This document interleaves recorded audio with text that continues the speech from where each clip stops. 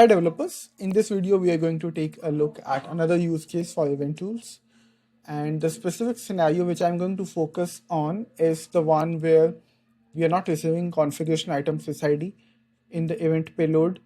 We are also not receiving the node information in the node parameter of the payload, but the information for the application service is present as part of the payload itself, maybe as part of the description field or as part of the additional details field.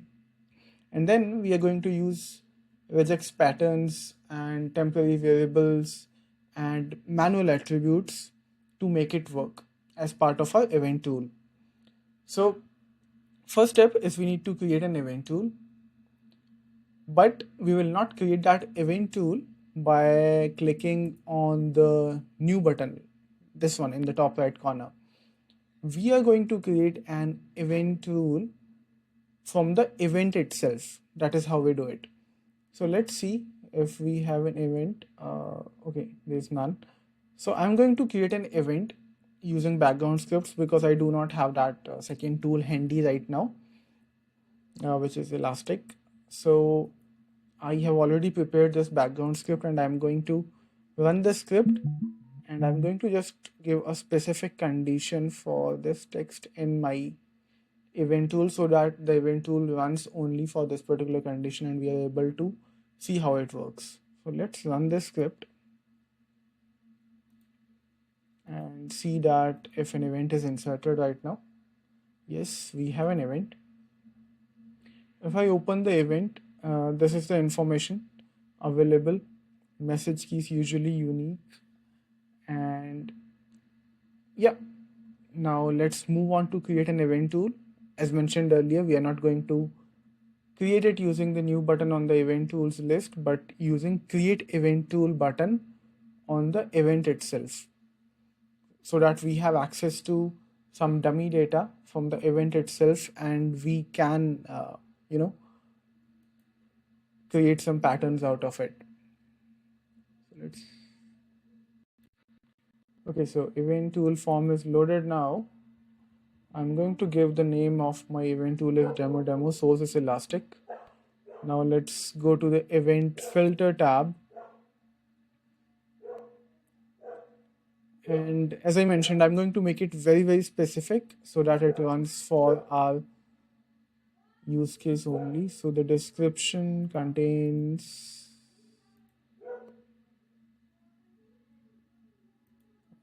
come on.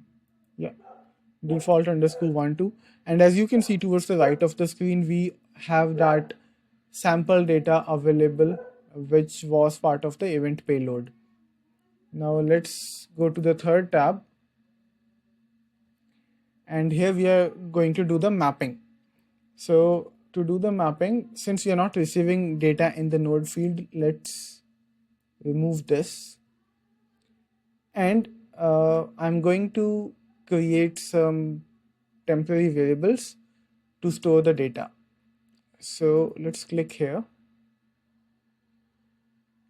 This is going to be our main temporary variable because this is the name of our application service. So I'm going to call it as app name. And then it helps to create a few other temporary variables which are either before or after our main variable. Let's give it the name as appsys ID. Okay, I think this should work. Let's click on done, and you can create more if you want to. Now we have created these temporary variables or expressions, whatever we call it. And then I'm going to click on manual attributes, and I'm going to use CI identifier over here.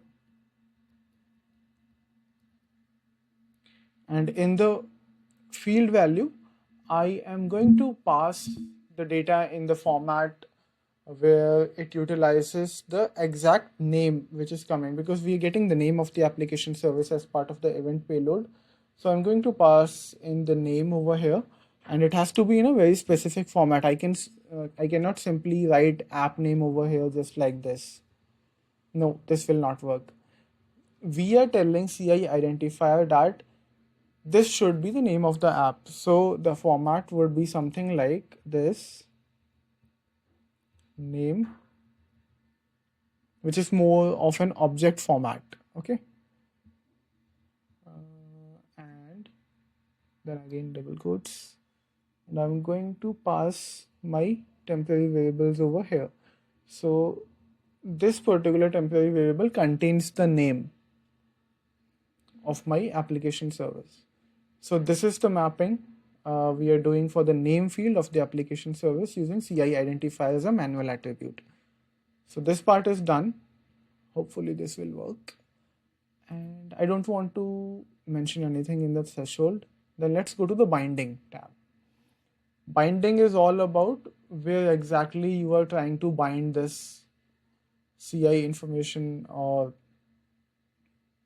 like your application service in this case. So let me override the default binding, and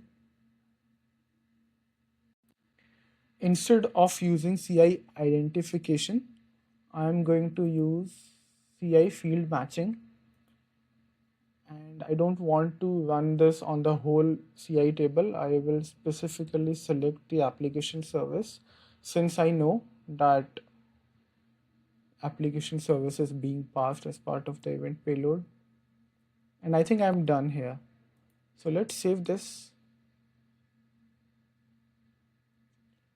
And let's see if I trigger an event now, is it going to create an alert and also associate the application service to the alert. Let's go back to our background script. I'm going to add a few more numbers here to make it unique. Message key has to be unique, otherwise it will correlate with the same old event. Let's run the script now. And let's look for events.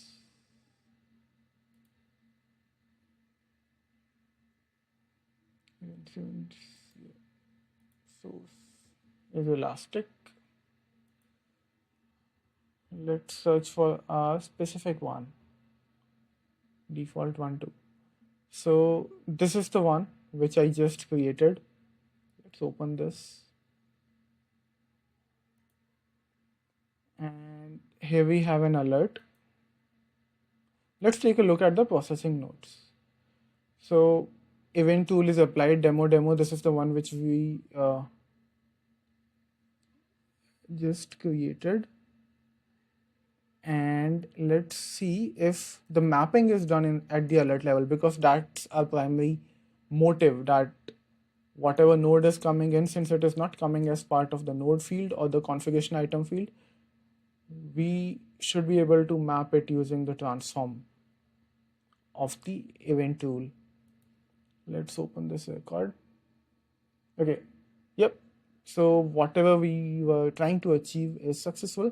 We are successfully able to map configuration item using our event tool. Now, just in case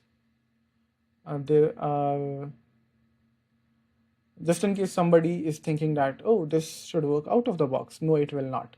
Let's try that also by disabling our event tool. So I'm going to mark it as inactive. Let's save. And let me add a few more numbers over here to again make it a bit unique. Let's run this. Go to events. So this is the latest one. Alert is not created yet. Let's wait. Okay, so alert is created now. So there's a different alert because message key was unique. Let's open this alert in a new tab. See, as soon as I disabled my event tool, CI is not mapped here, because that's where we were mapping it using our magic of temporary variables, CI identifier, transform, and so on. So that's it. Thank you so much for watching.